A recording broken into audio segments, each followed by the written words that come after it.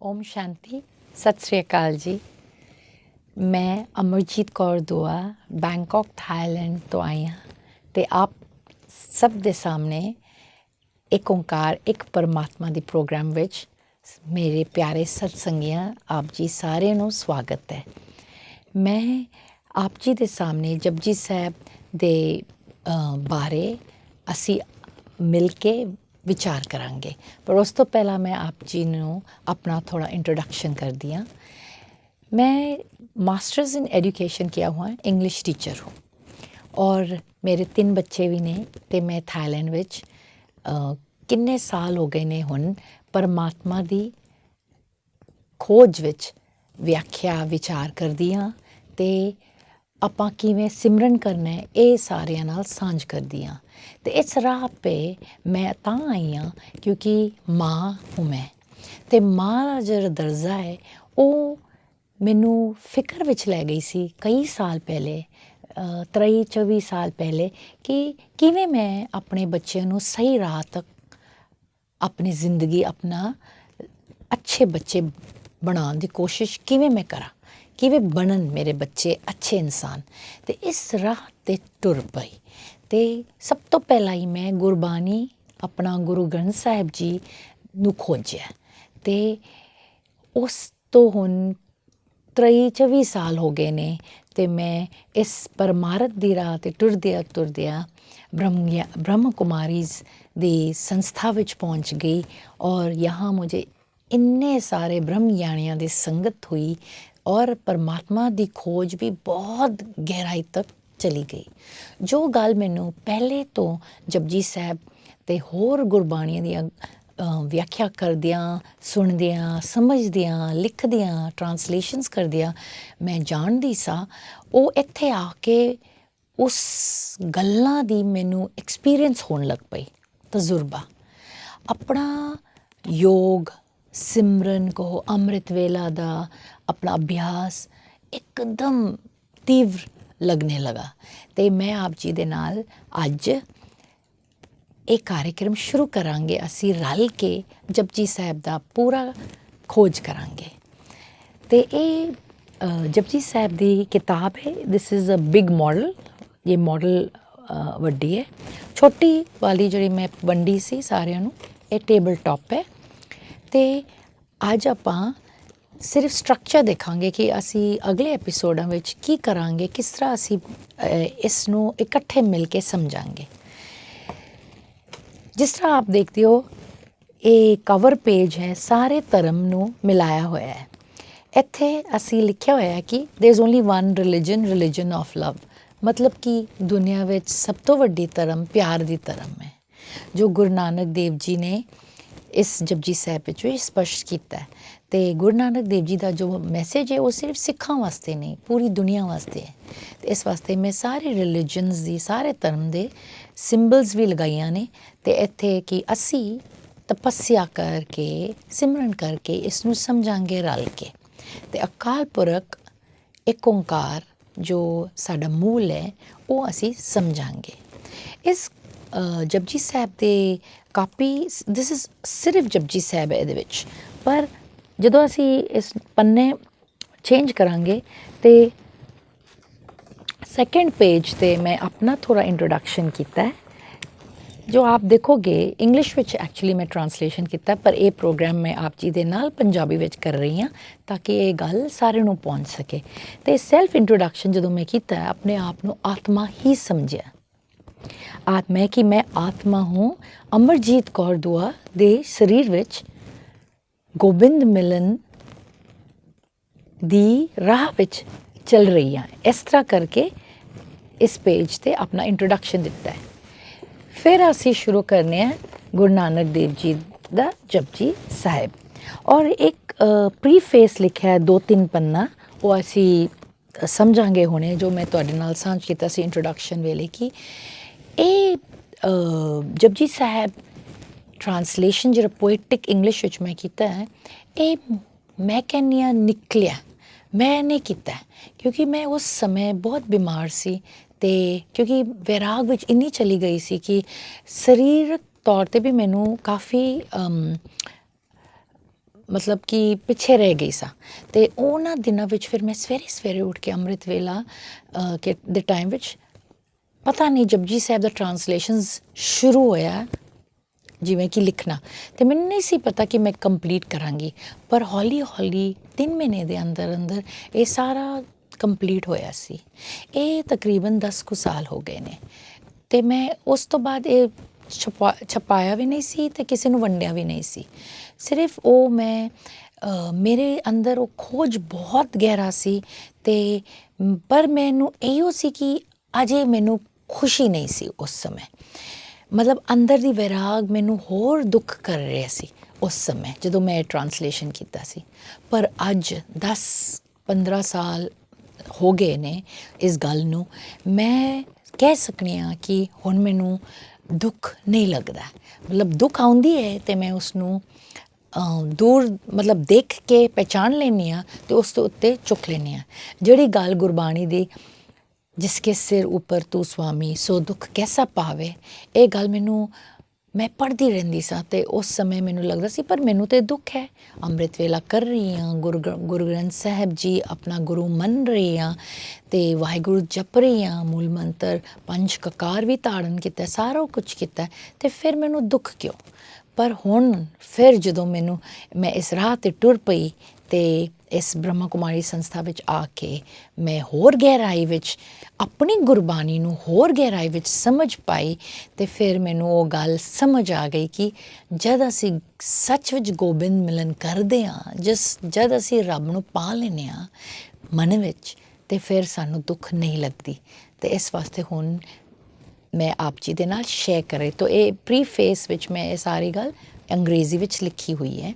ਅਤੇ ਫਿਰ ਇੱਕ ਨਿਊ ਈਅਰ 'ਤੇ ਜਦੋਂ ਮੈਂ 50th ਬਰਥਡੇ 3 ਸਾਲ ਹੋ ਗਏ ਨੇ, ਅਚਾਨਕ ਮੈਨੂੰ ਇਹ ਧਿਆਨ ਆਇਆ ਕਿ ਹੁਣ ਇਸ ਨੂੰ ਵੰਡਣਾ ਹੈ ਦੁਨੀਆ ਨੂੰ।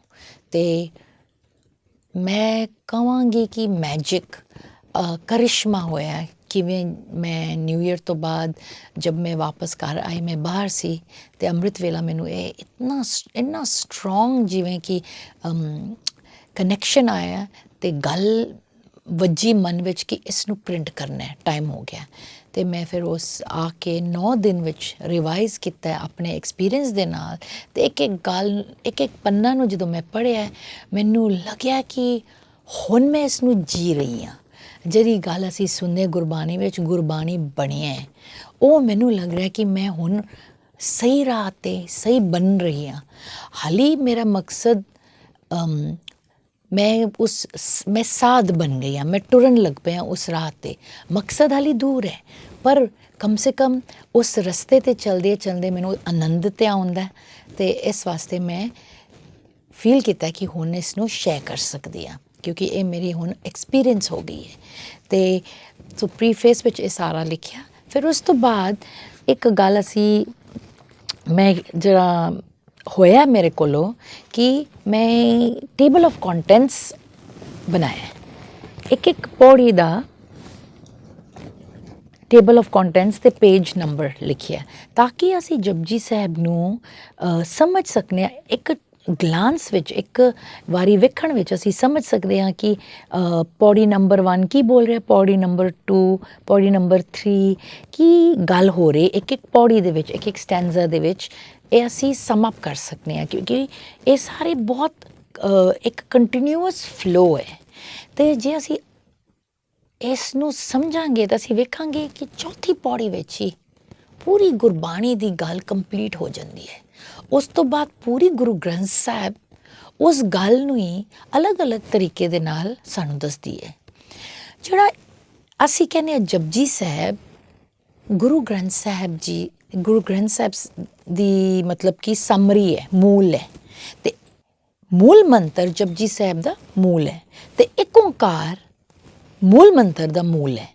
ਤੋ ਜਪਜੀ ਸਾਹਿਬ ਨੂੰ ਜੇ ਅਸੀਂ ਸਮਝਾਂਗੇ ਅਤੇ ਸਪੈਸ਼ਲੀ ਫਸਟ 4 ਪੌੜੀਜ਼ ਨੂੰ ਅਸੀਂ ਧਿਆਨ ਨਾਲ, ਫਸਟ 4 ਪੌੜੀਜ਼ ਨੂੰ ਅਸੀਂ ਥੋੜ੍ਹਾ ਗਹਿਰਾਈ ਵਿੱਚ ਜਾਵਾਂਗੇ, ਬਾਕੀ ਦੀਆਂ ਪੌੜੀਆਂ ਥੋੜ੍ਹਾ ਜਲਦੀ ਹੋ ਜਾਏਗਾ, ਮਤਲਬ ਕਿ ਇਟ ਵੋਂਟ ਬੀ ਇਤਨੀ ਡਿਟੇਲ ਵਿੱਚ ਨਹੀਂ ਹੋਏਗਾ, ਇੱਕ ਲਾਈਨ 'ਤੇ ਹੋਏਗਾ, ਪਰ ਫਸਟ 4 ਪੌੜੀਜ਼ ਬਹੁਤ ਗਹਿਰਾ ਹੈ। ਇਸ ਵਾਸਤੇ ਅਸੀਂ ਉਸ ਦੀ ਗਹਿਰਾਈ ਵਿੱਚ ਜਾਵਾਂਗੇ। ਇੱਕ ਓਂਕਾਰ ਸਭ ਤੋਂ ਜ਼ਿਆਦਾ ਗਹਿਰਾਈ ਵਿੱਚ ਅਸੀਂ ਜਾਵਾਂਗੇ। ਤਾਂ ਇੱਕ ਓਂਕਾਰ ਨੂੰ ਅਸੀਂ ਸਪੈਸ਼ਲ ਐਪੀਸੋਡ ਇੱਕ ਪੂਰਾ ਦਿਆਂਗੇ ਇੱਕ ਓਂਕਾਰ ਦੇ ਉੱਤੇ। ਫਿਰ ਅਸੀਂ ਹੌਲੀ ਹੌਲੀ ਇਹ ਸਾਰੇ ਪੌੜੀਆਂ ਜਪਜੀ ਸਾਹਿਬ ਦੇ ਕੰਪਲੀਟ ਕਰਾਂਗੇ। ਔਰ 38 ਪੌੜੀਜ਼ ਹੈ ਅਤੇ ਇੱਕ ਸਲੋਕ ਅਤੇ ਉਹੀ ਕਨਕਲੂਸਿਵ ਵਰਸ। ਅਤੇ ਅਸੀਂ ਇਹ ਸਮਝਾਂਗੇ। ਅਤੇ ਇਸੇ ਤਰ੍ਹਾਂ ਅਸੀਂ ਜਪਜੀ ਸਾਹਿਬ ਦਾ ਵਿਆਖਿਆ ਰਲ ਕੇ ਕਰਾਂਗੇ। ਜਿਵੇਂ ਅਸੀਂ ਗੱਲ ਕਰ ਰਹੇ ਸਾਂ ਕਿ ਜਪਜੀ ਸਾਹਿਬ ਸ੍ਰੀ ਗੁਰੂ ਗ੍ਰੰਥ ਸਾਹਿਬ ਜੀ ਦੇ ਮੂਲ ਹੈ, ਇਸੇ ਤਰ੍ਹਾਂ ਅਸੀਂ ਦੇਖ ਸਕਦੇ ਹਾਂ ਕਿ ਮੂਲ ਮਨ ਨੂੰ ਧਾਰਦਾ। ਇਸ ਵਾਸਤੇ ਅਸੀਂ ਮੂਲ ਮੰਤਰ ਕਹਿੰਦੇ ਹਾਂ ਇਸ ਨੂੰ, ਕਿਉਂਕਿ ਜਿਹੜੀ ਮੂਲ ਗੱਲ ਅਸੀਂ ਸਮਝ ਪਾਵਾਂਗੇ ਫਿਰ ਸਾਡੀ ਮਨ ਨੂੰ ਅਸੀਂ ਇਸ ਭਵਜਲ ਵਿੱਚ ਪਾਰ ਕਰ ਲਾਂਗੇ। ਜਿਵੇਂ ਕਿ ਅਸੀਂ ਕਹਿੰਦੇ ਹਾਂ ਕਿ ਮਨ ਜੀਤੇ ਜਗਜੀਤ, ਤਾਂ ਮਨ ਜੀਤੇ ਜਗਜੀਤ ਮੂਲ ਮੰਤਰ ਨੂੰ ਸਮਝ ਕੇ ਅਸੀਂ ਉਹ ਪ੍ਰਾਪਤ ਕਰ ਸਕਦੇ ਹਾਂ। ਅਤੇ ਇਸ ਪੇਜ ਵਿੱਚ ਮੈਂ ਇਸ ਦੀ ਜ਼ਿਕਰ ਇੰਗਲਿਸ਼ ਵਿੱਚ ਕੀਤੀ ਹੈ। ਅਤੇ ਹੋਰ ਮੈਂ ਕਹਿਣਾ ਚਾਹੁੰਦੀ ਹਾਂ ਕਿ ਜਿਵੇਂ ਅਸੀਂ ਪੇੜ ਦੀ ਵੇਖਾਂਗੇ ਅਤੇ ਪੂਰਾ ਸ੍ਰੀ ਗੁਰੂ ਗ੍ਰੰਥ ਸਾਹਿਬ ਇੱਕ ਪੇੜ ਹੈ। ਮਤਲਬ ਰਾਗ ਵਿੱਚ ਹਰ ਇੱਕ ਰਾਗ ਪੱਤੇ ਨੇ, ਬ੍ਰਾਂਚਿਸ ਨੇ, ਅਤੇ ਪਹਿਲਾ ਮਹਿਲਾ ਚੌਥਾ, ਮਤਲਬ ਔਥਰ ਦੀ ਗੱਲ ਜਿਸਨੇ ਕਿਸ ਬਾਣੀ ਨੂੰ ਕਿਸ ਨੇ ਪੜ੍ਹਿਆ, ਕਿਸ ਨੇ ਲਿਖਿਆ ਹੈ, ਉਸ ਦੀ ਗੱਲ ਹੁੰਦੀ ਹੈ। ਪਰ ਜੇ ਅਸੀਂ ਉਸ ਮਤਲਬ ਕਿ ਜੇ ਅਸੀਂ ਉਸ ਨੂੰ ਵਿਸਤਾਰ ਰੂਪ ਵਿੱਚ ਲਿਜਾਵਾਂਗੇ ਅਤੇ ਜਿਹੜੀ ਸੀਡ ਹੈ ਨਾ, ਮੇਨ ਜਿਹੜੀ ਸੀਡ ਹੈ ਜਿਸ ਦੇ ਵਿੱਚ ਸਭ ਕੁਛ ਹੈ, ਉਹ ਇੱਕ ਹੈ। ਅਤੇ ਉਸ ਨੂੰ ਅਸੀਂ ਇਸ ਵਾਸਤੇ ਹਿੰਦੀ ਵਿੱਚ ਅਸੀਂ ਸ਼ਿਵ ਕਹਿੰਦੇ ਹਾਂ। ਅਤੇ ਪਰਮਾਤਮਾ ਹੀ ਹੈ, ਇੱਕ ਪਰਮਾਤਮਾ ਹੀ ਹੈ। ਉੱਥੋਂ ਫਿਰ ਰੂਟਸ ਨਿਕਲਦਾ ਜਿਹੜਾ ਮੂਲ ਮੰਤਰ ਹੈ। ਮੂਲ ਮੰਤਰ ਨੂੰ ਅਸੀਂ ਜਦੋਂ ਸਮਝਾਂਗੇ ਅਤੇ ਅਸੀਂ ਉਸ ਇੱਕ ਪਰਮਾਤਮਾ ਨੂੰ ਕਲੈਰਿਟੀ ਵਿੱਚ ਸਮਝਾਂਗੇ। ਇਸ ਵਾਸਤੇ ਮੂਲ ਮੰਤਰ ਨੂੰ ਹਰ ਇੱਕ ਬਾਣੀ ਸ਼ੁਰੂ ਹੋਣ ਤੋਂ ਪਹਿਲਾਂ ਜ਼ਿਕਰ ਕਰਦੇ ਹਾਂ। ਗੁਰੂ ਗ੍ਰੰਥ ਸਾਹਿਬ ਵਿੱਚ ਹਰ ਇੱਕ ਬਾਣੀ ਤੋਂ ਪਹਿਲਾਂ ਇੱਕ ਓਂਕਾਰ ਜਾਂ ਇੱਕ ਓਂਕਾਰ ਸਤਿਗੁਰ ਪ੍ਰਸਾਦ ਜਾਂ ਇੱਕ ਓਂਕਾਰ ਸਤਿਗੁਰ ਪ੍ਰਸਾਦ ਇਸ ਤਰ੍ਹਾਂ ਕਰਕੇ ਸ਼ੁਰੂ ਕਰਦੇ ਨੇ। ਹਮੇਸ਼ਾ ਮੂਲ ਮੰਤਰ ਦੀ ਜ਼ਿਕਰ ਹੁੰਦੀ ਹੈ ਹਰ ਇੱਕ ਬਾਣੀ ਦੇ ਵਿੱਚ, ਹਰ ਇੱਕ ਰਾਗ ਦੇ ਵਿੱਚ। ਅਤੇ ਹੋਰ ਗੱਲ ਹੈ ਕਿ ਮੈਂ ਕਹਿ ਰਹੀ ਸਾਂ ਕਿ ਸੀਡ ਹੈ ਸ਼ਿਵ ਅਤੇ ਪਰਮਾਤਮਾ ਇੱਕ, ਅਤੇ ਰੂਟਸ ਹੈ ਮੂਲ ਮੰਤਰ, ਅਤੇ ਫਿਰ ਜਪਜੀ ਸਾਹਿਬ ਜਿਹੜਾ ਹੈ ਉਹ ਟਰੰਕ ਹੈ। ਇਸ ਪੇੜ ਦੁਨੀਆ ਮਤਲਬ ਕਿ ਗਿਆਨ ਦੀ ਪੇੜ ਨੂੰ ਅਸੀਂ ਸੰਕਲਪ ਕਰ ਰਹੇ ਹਾਂ, ਅਤੇ ਫਿਰ ਉਸ ਤੋਂ ਫਿਰ ਬ੍ਰਾਂਚਿਸ ਨਿਕਲਦੀ ਹੈ ਅਤੇ ਫੁੱਲ ਜਪਜੀ ਸ੍ਰੀ ਗੁਰੂ ਗ੍ਰੰਥ ਸਾਹਿਬ ਜੀ ਦਾ ਬਾਣੀ। ਅਤੇ ਅਸੀਂ ਜਦੋਂ ਜਪਜੀ ਸਾਹਿਬ ਟਰੰਕ ਨੂੰ ਪੜ੍ਹਾਂਗੇ ਅਤੇ ਫਿਰ ਅਸੀਂ ਉਸ ਸਭ ਕੁਛ ਉਸ ਦੀ ਸਾਰ ਨੂੰ ਸਮਝ ਪਾਵਾਂਗੇ ਅਤੇ ਬਹੁਤ ਹੀ ਆਨੰਦ ਆਏਗਾ। ਅਸੀਂ ਜਦੋਂ ਵੇਦ ਵਗੈਰਾ ਪੜ੍ਹਦੇ ਹਾਂ ਹਮੇਸ਼ਾ ਓਮ ਤੋਂ ਸ਼ੁਰੂ ਹੁੰਦਾ ਹੈ। ਮੰਗਲਾਚਰਨ ਕਰਦੇ ਨੇ ਹਰ ਇੱਕ ਸਕ੍ਰਿਪਚਰਸ ਵਿੱਚ, ਸ਼ਾਸਤਰ ਵਿੱਚ ਮੰਗਲਾਚਰਨ। ਅਤੇ ਸਾਡੇ ਗੁਰੂ ਗ੍ਰੰਥ ਸਾਹਿਬ ਵਿੱਚ ਜਪਜੀ ਸਾਹਿਬ ਦੇ ਇਸ ਬਾਣੀ ਵਿੱਚ ਮੂਲ ਮੰਤਰ ਮੰਗਲਾਚਰਨ ਹੈ। ਅਤੇ ਮੰਗਲਾਚਰਨ ਓਪਨਿੰਗ ਪ੍ਰੇਜ਼ ਹੈ, ਜਿਵੇਂ ਕਿ ਅਰਦਾਸ ਹੈ ਸ਼ੁਰੂ ਹੋਣ ਤੋਂ ਪਹਿਲਾਂ। ਇਸ ਵਾਸਤੇ ਬਾਣੀ ਦਾ ਜਿਹੜਾ ਨਾਂ ਹੈ ਉਹ ਮੂਲ ਮੰਤਰ ਤੋਂ ਬਾਅਦ ਆਉਂਦੀ ਹੈ। ਤਾਂ ਪਹਿਲਾ ਇੱਕ ਓਂਕਾਰ ਸਤਿਨਾਮ ਕਰਤਾ ਪੁਰਖ ਨਿਰਭਉ ਨਿਰਵੈਰ ਅਕਾਲ ਮੂਰਤ ਅਜੂਨੀ ਸੈਭੰ ਗੁਰ ਪ੍ਰਸਾਦ। ਇਹ 9 ਸ਼ਬਦ ਜਿਹੜੇ ਸਾਡੇ ਮੂਲ ਮੰਤਰ ਦੇ ਵਚਨ ਨੇ ਉਹ ਪਹਿਲਾਂ ਆਉਂਦੀ ਹੈ। ਫਿਰ ਜਪ ਬਾਣੀ ਦੀ ਟਾਈਟਲ। ਉਸ ਤੋਂ ਬਾਅਦ ਫਿਰ ਆਦਿ ਸੱਚ ਜੁਗਾਦ ਸੱਚ ਹੈ ਵੀ ਸੱਚ ਹੋਸੀ ਵੀ ਸੱਚ। ਜਪ ਬਾਣੀ ਦਾ ਨਾਂ ਫਿਰ ਆਉਂਦੀ ਹੈ ਜਪ। ਦੂਸਰੇ ਬਾਣੀਆਂ ਵਿੱਚ, ਗੁਰਬਾਣੀ ਵਿੱਚ ਜਦੋਂ ਅਸੀਂ ਦੂਸਰੇ ਬਾਣੀ ਦੀ ਗੱਲ ਕਰਦੇ ਹਾਂ ਅਤੇ ਹਮੇਸ਼ਾ ਔਥਰ ਦਾ ਨਾਂ ਲਿਖਿਆ ਜਾਂਦਾ, ਜੈਸੇ ਕਿ ਆਸਾ ਮਹਿਲਾ ਪਹਿਲਾ ਅਤੇ ਜਾਂ ਭਗਤ ਕਬੀਰ ਜੀ ਦਾ ਸਲੋਕ। ਪਰ ਜਪ ਸਿਰਫ ਟਾਈਟਲ ਹੈ, ਉਸ ਦੇ ਵਿੱਚ ਕੋਈ ਗੁਰੂ ਸਾਹਿਬ ਨੇ ਆਪਣਾ ਨਾਮ ਨਹੀਂ ਲਿਖਿਆ। ਜਿਵੇਂ ਕਿ ਜਪ ਮੂਲ ਹੈ, ਇਸ ਦੀ ਆਥਰ ਹੀ ਨਹੀਂ ਹੈ। ਅਤੇ ਬੇਸ਼ੱਕ ਗੁਰੂ ਨਾਨਕ ਦੇਵ ਜੀ ਨੇ ਉਚਾਰਿਆ ਉਸ ਨੂੰ, ਪਰ ਫਿਰ ਵੀ ਉਹ ਔਰ ਜਪ ਦੇ ਥੱਲੇ ਐਕਚੁਅਲੀ ਜਦੋਂ ਅਸੀਂ ਜਪ ਦੇਖਾਂਗੇ, ਜਪ ਦਾ ਵਰਡ ਦੇ ਥੱਲੇ ਔਂਕੜ ਆਉਂਦੀ ਹੈ। ਇਹ ਨਾਊਨ ਹੈ, ਇਸ ਨੂੰ ਨਾਊਨ ਕਹਿੰਦੇ ਆ, ਨੌਲੇਜ ਹੈ। ਇਹ ਰੈਸੀਟੇਸ਼ਨ ਨਹੀਂ ਹੈ, ਟੂ ਰਿਸਾਈਟ ਨਹੀਂ ਹੈ, ਮਤਲਬ ਇਹ ਗਿਆਨ ਹੈ ਪੂਰਾ ਮੂਲ ਰੂਪ ਵਿੱਚ। ਇਸ ਤੋਂ ਬਾਅਦ ਫਿਰ ਗੁਰੂ ਜੀ ਨੇ ਜਿਵੇਂ ਕਿ ਸ਼ਲੋਕ, ਓਪਨਿੰਗ ਸ਼ਲੋਕ ਹੁੰਦੇ ਨਾ, ਆਦਿ ਸੱਚ ਜੁਗਾਦ ਸੱਚ ਹੈ ਵੀ ਸੱਚ ਨਾਨਕ ਹੋਸੀ ਵੀ ਸੱਚ। ਇਹ ਸ਼ਲੋਕ ਹੈ ਜਪਜੀ ਸਾਹਿਬ ਦੀ ਸ਼ਲੋਕ, ਓਪਨਿੰਗ ਸ਼ਲੋਕ ਐਂਡ ਦੈਨ ਐਂਡਿੰਗ ਸ਼ਲੋਕ ਵਿੱਚ ਪੂਰਾ। ਇਸ ਤੋਂ ਬਾਅਦ 38 ਪੌੜੀਜ਼ ਆਏਗਾ। पहली पौड़ी मेन है, फिर 38 पौड़ीज़, उसके बाद फिर श्लोक, फिर वो पूरा जपजी साहब दा संपूर्ण होवेगी। ਅਸੀਂ ਕਹਿੰਦੇ ਹਾਂ ਕਿ ਖੁਸ਼ ਰਹਿਣਾ ਚਾਹੀਦਾ ਹੈ ਦੁਨੀਆ ਵਿੱਚ। ਅਸੀਂ ਕਿਉਂ ਪਰਮਾਰਥ ਦੇ ਰਾਹ 'ਤੇ ਕਿਉਂ ਟੁਰ ਰਹੇ ਹਾਂ? ਅਸੀਂ ਇਸ ਵਾਸਤੇ ਟੁਰ ਰਹੇ ਹਾਂ ਕਿ ਸਾਨੂੰ ਅੰਦਰ ਦੀ ਸ਼ਾਂਤੀ ਮਿਲੇ, ਖੁਸ਼ੀ ਮਿਲੇ। ਪਰ ਗੁਰੂਆਂ ਨੇ ਸਿਰਫ ਗੁਰੂ ਨਾਨਕ ਦੇਵ ਜੀ ਨੇ ਤੇ ਜਪਜੀ ਸਾਹਿਬ ਦਾ ਪੂਰਾ ਗੁਰੂ ਗ੍ਰੰਥ ਸਾਹਿਬ ਵਿੱਚ ਵੀ ਹੋਰ ਬਾਣੀਆਂ ਵੀ ਉਚਾਰੇ ਨੇ, ਔਰ ਦੂਸਰੇ ਗੁਰੂਆਂ ਨੇ ਵੀ ਬੋਲੇ। ਪਰ ਦੂਜੇ ਧਰਮ ਦੇ ਵੀ ਕਿਤਨੇ ਮਹਾਂਪੁਰਖ, ਕਿਤਨੇ ਮਹਾਨ ਆਤਮਾएं ਆਏ ਨੇ। ਬੁੱਧਾ ਹੋਏ, ਜੀਸਸ ਹੋਏ, ਏਬਰਾਹਿਮ ਹੋਏ, ਹੋਰ ਵੀ। ਔਰ ਇਤਨੇ ਅੱਛੇ ਸੁੰਦਰ ਵਚਨ ਕਿਉਂ ਉਚਾਰੇ ਸਾਡੇ ਵਾਸਤੇ? ਇਹਦਾ ਮਤਲਬ ਇਸ ਗਿਆਨ ਦੇ ਵਿੱਚ ਕੁਝ ਹੈਗਾ ਜਿਸ ਦੇ ਨਾਲ ਅਸੀਂ ਉਸ ਆਨੰਦ ਤੱਕ ਪਹੁੰਚਾਂਗੇ। ਅਤੇ ਮੈਂ ਵੀ ਇਸੇ ਰਾਹ 'ਤੇ ਇਸੇ ਤਰ੍ਹਾਂ ਨਿਕਲ ਪੜੀ ਕਿ ਮੈਨੂੰ ਵੀ ਉਹ ਆਨੰਦ ਚਾਹੀਦਾ, ਜਿਹੜਾ ਅਸੀਂ ਆਨੰਦ ਸਾਹਿਬ ਵਿੱਚ ਸੁਣਦੇ, ਆਨੰਦ ਪਿਆ ਮੇਰੀ ਮਾਏ ਸਤਿਗੁਰੂ ਮੈਂ ਪਾਇਆ। ਉਹ ਅਸੀਂ ਕਹਿੰਦੇ ਹਾਂ ਗੁਰੂ ਗ੍ਰੰਥ ਸਾਹਿਬ ਸਾਡੇ ਗੁਰੂ ਹੈ, ਪਰ ਅਸੀਂ ਉਸਨੂੰ ਸਮਝਣ ਦੀ ਕੋਸ਼ਿਸ਼ ਗਹਿਰਾਈ ਵਿੱਚ ਨਹੀਂ ਕੀਤੀ।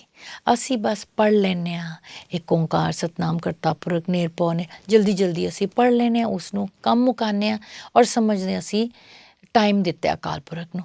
ਸਾਨੂੰ ਅਕਾਲ ਪੁਰਖ ਨੂੰ ਟਾਈਮ ਦੇਣਾ ਪਏਗਾ, ਦਿਲੋਂ ਮਨੋਂ, ਤਾਂ ਅਸੀਂ ਸਮਝ ਪਾਵਾਂਗੇ। ਔਰ ਅਸੀਂ ਇਕੱਠੇ ਬਹਿ ਕੇ ਇਸ ਤਰ੍ਹਾਂ ਰੋਜ਼ 20 ਮਿੰਟ ਵਾਸਤੇ ਜਪਜੀ ਸਾਹਿਬ ਦਾ ਵਿਆਖਿਆ ਕਰਦਿਆਂ ਅਸੀਂ ਗੁਰੂ ਦੀ ਗੱਲ ਨੂੰ ਸਮਝਾਂਗੇ।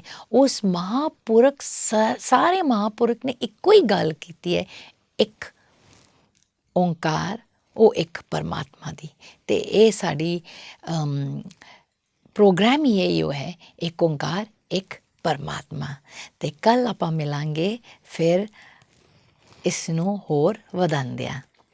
ਵਾਹਿਗੁਰੂ ਜੀ ਕਾ ਖਾਲਸਾ, ਵਾਹਿਗੁਰੂ ਜੀ ਕੀ ਫਤਿਹ। ਓਮ ਸ਼ਾਂਤੀ।